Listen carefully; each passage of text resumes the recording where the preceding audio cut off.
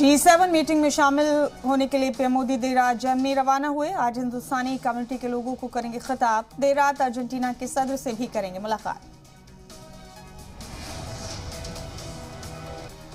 महाराष्ट्र में जारी सियासी घमासान के बीच एकनाथ शिंदे ने महाविकास अघाड़ी को कहा अजगर। शिव सैनिकों से अपील करते हुए कहा एमवे के अजगर के चंगुल से आजाद कराने के लिए जद्दोजहद कर रहा हूं। अब बाला साहब के नाम तक पहुंची महाराष्ट्र की सियासी लड़ाई। उद्धव ठाकरे ने एकनाथ शिंदे को किया चैलेंज। कहा बाला साहब के नाम पर वोट मांगने का हक नहीं, अपने बाप के नाम पर वोट मांग कर दिखाएं। मुअत्तली के नोटिस पर बागी अराकीन असेंबली ने कोर्ट जाने की दी धमकी। कहा एक हफ्ते की बजाय जवाब देने के लिए महज 48 घंटों का ही दिया गया वक्त। अगर जमहूरी तौर पर काम नहीं करने दिया गया तो जाएंगे कोर्ट।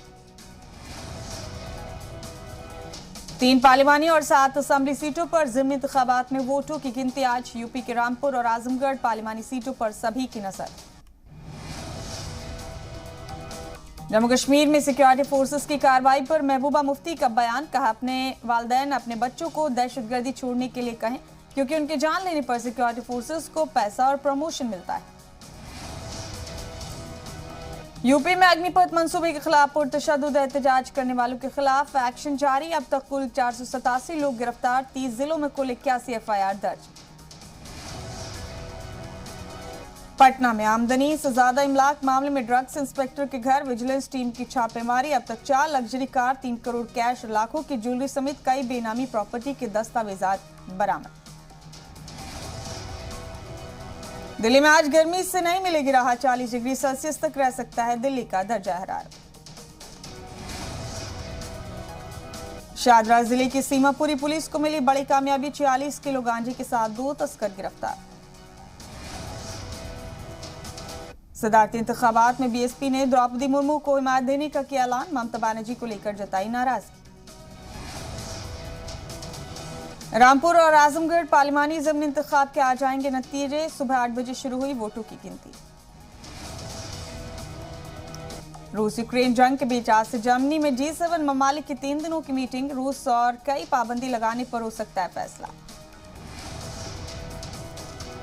अमेरिका के मिसौरी में खवातीन का एहतजाजी मुजाहरा। अबॉर्शन पर लगे बैन के खिलाफ किया एहतजाजी मुजाहरा। अमेरिका में गन कल्चर पर लगाम लगाने के लिए बाइडेन का बड़ा कदम। बाइडेन ने गन कंट्रोल बिल पर किए दस्तखत।